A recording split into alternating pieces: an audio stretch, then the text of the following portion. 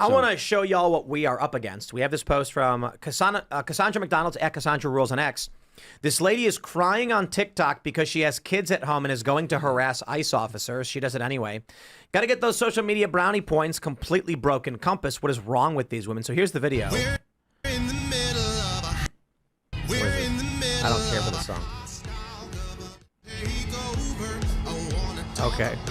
It says, the moment I realized I was in the same situation Renee Good was in, heading to report ICE, and I could potentially never see my kids again. And she's crying on camera. 5150. Psychotic. 5150. Yeah. We had this debate last week, and we were talking about, rights and all of that stuff. And I pointed out to this liberal that there are mechanisms in this country where people can be detained without a jury trial as American citizens because they keep saying this thing like due process. Their due process rights were violated. No. Due process literally just means the legal process that is due to you when you are facing some kind of proceeding. And that means if, like this woman, you should be 5150'd, you don't go to court. There's no jury. They just show up and take you. No. And then you can file for the courts after the fact, but you're not getting a jury trial before they lock you up. And for those who don't know, 5150, it means, typically it refers to, forcefully detaining someone because they're a threat to themselves or others. This woman should, I'm assuming she's lying about this. It's performative social media garbage. How much you want to bet she's driving to the supermarket, fake crocodile cried, turned the camera off, went to the supermarket, bought some eggs, and went home. Right. Like she didn't actually even go anywhere. I'm saying the people who actually do this stuff, like abandon their kids to go obstruct federal law enforcement and commit felonies, should have their kids taken away and be 5150'd. Come at me, bro. Literally. Libtards will literally cry because they're not allowed to hit ICE agents with their car anymore. Like, what? Sorry, that's the new standard, I guess. I mean, look, the idea that if you're emotionally moved to the point of tears, but you're still going to go to mess with she's got to resist legitimate law enforcement, brave resistance. Give me a break. Dude, she is what's standing between you and a total fascist takeover of America, dude.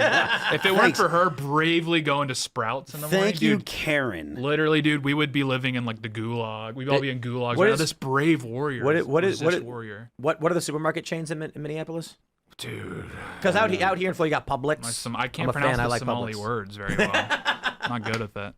Yeah, this is just these people literally cry and put their life on the line to defend people that they got exposed for scamming, and that's what we're punishing for. They will literally die for it. What really scares me is, did you guys see the story about the DMT laser thing, where this guy put a laser on a wall and then did a hallucinogenic drug and saw code in the wall, and then invited a bunch of people to do it, and they all saw code in the wall. And instead of just being like, maybe drugs make you hallucinate, he went, the Matrix is real. Yeah. So true. Well, I love that story. And I got to admit it, the most convincing thing about that, look, I'm going to say it again. When a bunch of dudes do drugs and then go, I see weird stuff, I'm like, yeah, you're doing drugs. Yeah. Drugs do Then that. they go, yeah, but I saw code, man. Like we're in a simulation. I say, that is not convincing. What is convincing are the NPCs. Mm-hmm. These people who are vapid, empty husks of a being who seem to have no inner monologue or thought process as they mindily drone about like innkeepers in Chrono Trigger. Mm-hmm. Or are there innkeepers in Chrono Trigger? Yeah, there are. Of course there are. Final Fantasy, we'll go with that when you got innkeepers in that game. The brainwashing is so strong, she'll leave her own children to go defend Somalian scammers that are hijacking $700 million in suitcases out of the country. No, yes. But what I'm saying is this proves we're in a simulation. I agree. She's a non-playing character, and she's going beep, beep, beep. Right. It's a weird glitch. They did an update that ruined their code. That's what Mandela effects are. Yeah. When they update, they patch, and it corrupts old data. Did you also see that woman's tweet where it had 20,000 likes, and she was basically just describing how she's afraid of being forcibly taken advantage of by an ICE agent? And everyone's like, the middle-aged women are not okay because they're all having fantasies. Wait, hold on. You're saying it was like a middle-aged woman and she was like, I'm scared an ICE agent will rape her? Yes. Do you see the other video? Who posted this where they were like, I think the real reason all these middle-aged white women are chasing ICE agents around is because they're hot and bothered. Yeah, literally. Yeah, Straight up for thirst. real. Yeah. But I'm not playing. I think that's true. There was this viral post on Reddit years ago. I think we talked about it on the show, where it was this woman and she was like, I'm a liberal activist. I'm like a 30-year-old woman. And I just fantasize about like a tall, ripped guy in a MAGA hat just taking me. Yep. And it's like, you see, look, women want strong men and there's no strong liberal men. So true. They're not. They voted for Justin Trudeau because he did that yoga pose on the table. God. Yeah. And they were like, just give me a strong man. Do you guys know what shit testing is? Yes. Yes. You've heard that term from like the manosphere, right? I don't know. Basically, the idea is that women will complain as a test to the man to see if he's strong enough to tell her to shut up. So true. That's basically how people have interpreted it. The general idea is that, or let's make it academic. Women who did not put pressure on their man throughout human history were less likely to survive because the men were less likely to perform at a higher level. Men who were pressured by women but strong and who stood up and got the job done were more likely to survive, creating a social dynamic where women are always going to be, they're likely to be at a slight net negative. Something is always going to be wrong. And the way I described it was, if you are a woman in a cave and Ugg comes home from work and he has but one fish, and you say, Ugg, bring one fish.